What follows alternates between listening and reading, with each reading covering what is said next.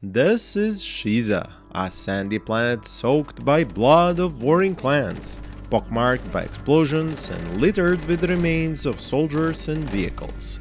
It holds a tiny bit of water, some rare vegetation, and one big secret below its dunes. It is also the setting for the story of Shrot, the upcoming indie-based building RTS which I have showcased in one of my previous lists of such games and whose demo is now available on Steam, link in the description.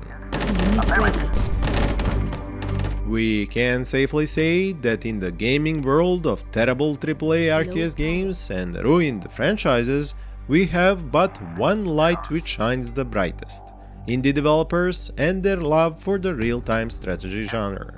And this lone indie developer has put in a lot of effort into this demo of Shrot, which spans several missions, each one unlocking more buildings and units for you to use and battle over Scheeza's sands. I think it is the perfect game to follow the massive success of the Dune movie franchise. Our base is under attack. Reporting. Sure. Standing by. So, in Shrot, you have your basic infantry unit with two types of weapons: animal as well as machine-powered cavalry units, transports and trucks, along with a few more types that you will unlock later on. The setting of the game might be sci-fi, but the units sure look more run-down and based on very old designs. The buildings too, so the lore of the game is a bit of a mixed bag. These units can gain Veterancy status, getting a star icon next to their HP bar, as the game tracks their kill score and awards them with Veterancy after a certain number of kills. You can directly command all these units, put them into groups, and give them orders to attack a certain area or defend it. One old school system of RTS games you will find here is the fog of war, which once dispelled, stays that way. There is no grey fog of war where you do not have units to see with. You can see the whole map, but to see enemy units on the minimap, you have to construct a radar station, which is in the build menu of the Secretariat building and not the HQ building, and I will come back to this point soon. All of the units in Shrot have different weapon capabilities and different speeds at which they move, letting you do fast harassing attacks on enemy bases and harvesters. A very cool detail this talented developer has added are visuals of the soldiers leaving footprints in the sand, dragging themselves slowly when hurt, while vehicles will leave black smoke behind them and move slowly as their HP drops into the red. Once they die or get destroyed, they all leave very memorable wrecks all over the sands. As for the base building part, your HQ and water tank are the starting buildings. There is no construction unit, and the two resources are money, gained from harvesting vegetation named hops, and water pumped from pools of mud found across the map. There is also no uniformed building menu, and you have to choose which building to construct after clicking on the HQ, while some advanced buildings have their own set of building options. This is honestly one part I didn't like, and I wish the available buildings were in the same construction menu. Now, those pools of mud require you to deploy the mobile pumping station right next to them, using the specialized vehicle you get at the start and can construct more of in a separate building. At first, water is the resource necessary for new base building construction, while later more advanced units also require it. This makes the pumping stations easy targets, so you have to actively protect them with your units. Yes, sir. Unit ready. Unit ready. The first few simple units only require money, however, which you gain as your tractors from the agriculture cooperative building harvest hops, the only visible green vegetation, and transport it to the building for processing.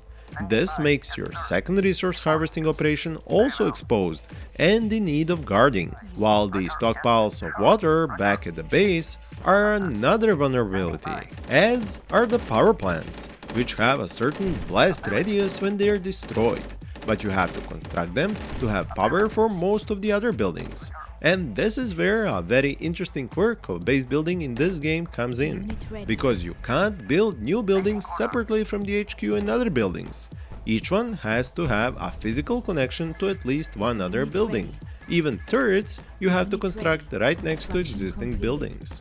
This makes it dangerous to have power stations exposed on the outside of your base, since they are a target for the enemy. But again, if they are more protected by other buildings, they present a danger to them when they blow up. They will also take with them any units that are nearby when they explode. One other thing that can happen to you because of this specific base building system is that you can wall in smaller unit recruitment buildings with other buildings as your base expands, and units wouldn't be able to come out of it onto the rest of the map. Most of these buildings are large, so it is harder to do that, but the machine station building is small enough for this to actually happen. Battles in Shrot can get really big, especially since you can make multiple unit recruitment buildings of each type and keep pushing out units. The quality of life improvement I was missing here was the ability to hold Ctrl or Shift key and order up a big batch of units to recruit instead of clicking one unit each time. I personally enjoyed the simplicity of the gameplay, but missed some extra storytelling which would have made the game much better. The demo itself is really light on explanations of the game's mechanics and systems. You only get a few tooltips showing up on the edge of the screen when you start the first mission. But the developer has assured me he already has some training missions he can add as an update to the demo. One thing I only discovered when talking to him, and which isn't obvious in the game, is that you can actually scale the UI by using the plus and minus keys, since the text and icons are so tiny on a monitor with a 4K resolution. On the other hand, I enjoyed the techno music a lot, and there is enough variety in unit callouts which are adequately written and voice acted. I mean, there is only so much a single developer with limited funds can do and make, so I hope they will use the money earned from sales and invest it into more content or more content-rich second game. On release, this one will have 3 playable stellar clans battling over the control of this planet, but they are mostly just differently colored. The missions themselves are randomly generated scenarios that are designed so that you never play the same battle twice. The game's current release date is June the 20th this year, and for more such games, check out my videos linked here as cards on the screen or links in the description. Thank you for watching and happy gaming!